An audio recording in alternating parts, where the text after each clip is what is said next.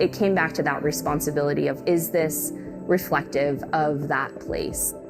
What I spent a lot of time thinking about was where I grew up, where I grew up, where I grew up. This is Dana Steff, part of the team who redesigned Google Maps 2 years ago. There was just a lot of complexity on the map, 700 colors. They dramatically reduced a palette of 700 colors down to 25. In an article about the change linked in the description, Google Maps team claims this minimalist approach unlocked our ability to create a more detailed representation of the world. You need to believe what you're seeing on the map. That's so important, and you need to have the confidence that it's reflecting the world that you're living in. But does Google's update reflect the world we're living in? I believe Google broke Albert Einstein's rule to make everything as simple as possible, but not simpler. The update made the map too simple. It misses all sense of nuance and subtlety that Earth's topography and those living on it deserves. Google Maps design team recognizes the responsibility of their map, the #1 map in the world. It came back to that responsibility of, is this reflective of that place? So how exactly did Google Maps fail?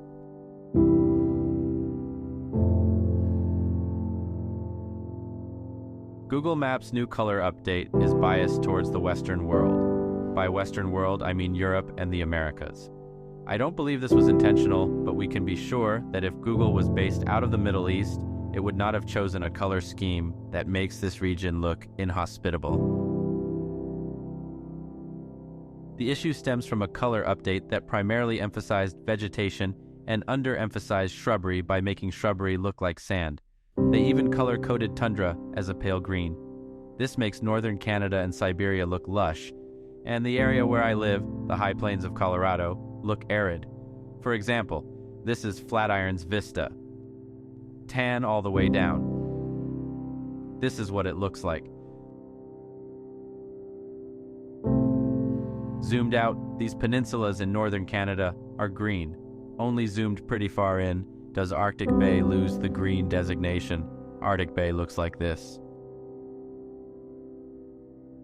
Now consider this entire region of the world. Desolate, arid, devoid of beauty and life. How could anyone live there? Now consider this overlay of a population visual. In fact, billions of people live in the tan-shaded areas of the map.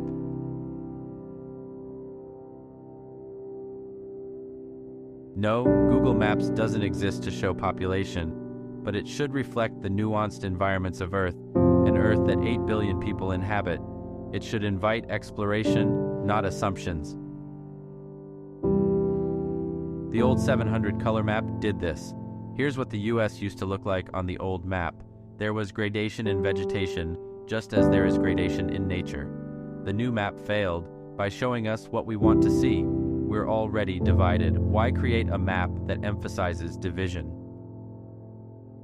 Luckily, Google's creative director told us exactly why they changed the map in this direct quote from Google Design's article about the change. Legacy systems tend to have a lot of complexity, so the team's focus on simplification had myriad benefits. The new color system helps our users better understand the world around them, while aligning it to the Google palette sets us apart and builds brand equity. Because the system is easier to update, it also positions our team to keep moving the brand forward. So the old map was too hard and costly to update, and most importantly, it didn't build Google's brand. Obviously, map making is all about branding. Dana goes on to admit that she was naive to the complexity and focused on velocity of designers and teams. Velocity, also known as efficiency. The kicker is Michael Davidson's quote, "I'll admit that I was pretty skeptical, but also excited by the possibilities. I've worked in this space for quite a long time and had a sense of the complexity. Hundreds of colors were all there for something. If we could succeed at getting the number of colors down to a manageable number, it would make future releases much easier." I have a feeling Michael Davidson was not in favor of the changes, but he also wanted to keep his job, so he went along with it. Sarah Needham says, "I had never thought about cartography until I joined Google Maps, but have an architecture background, and there are a lot of similarities in how we construct space. By making stark color differences, you definitely construct space and make large spaces of the world look empty. Matt admits that contrast, the opposite of subtlety, was the primary directive, saying, "When we previously looked at the role of contrast and accessibility on the map, we had a spreadsheet of the top color pairings at different zoom levels, and it was still a pretty overwhelming list. This certainly simplified that a lot. Even the cursor on this webpage is all about contrast." Further down the article, you get to another clue they call technical serendipity as to why Google made this color change. There was a technical update called the National Features Project that incorporates satellite imagery. Michael admits the Natural Features Project would not have launched in the older color scheme. You see, the update had nothing to do with improving the map. It had everything to do with branding, ease, and efficiency of updates, and aligning the map to their satellite imagery. They used architectural influence to create contrast and justified the color simplification by claiming an addition rather than reduction of detail. So why is this an important story? Let's assume you're a 15-year-old high school freshman interested in history living in rural upstate New York. You're on Google Maps and you see your home state filled with green. What a lush and inviting landscape. You, like all of us, start to make assumptions.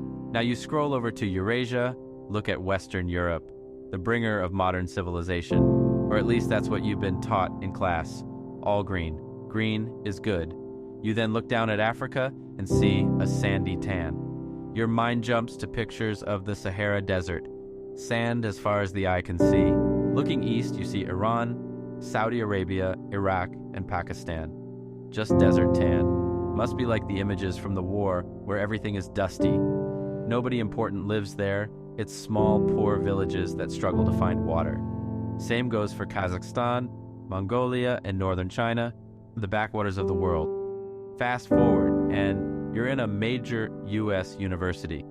You meet someone from Baghdad in one of your classes. Slowly, you start to grow fond of this person, and you ask how it was growing up in Baghdad. They say it was beautiful. You ask more questions and learn that 8 million people live there, much more than you could have ever imagined. As a history major, you will learn that Baghdad was once the center of the civilized world. Western bias is a very real phenomenon. If anyone in the U.S. learned about Baghdad's cultured history in school, maybe they would be more privy to the fact that it's not just sand and poverty. With such an influential map, Google Maps' design team should be working hard to inject nuance with a holistic color scheme. This update did just the opposite. Thanks for watching Psych Extension. Like, subscribe. I'll see you on the next video.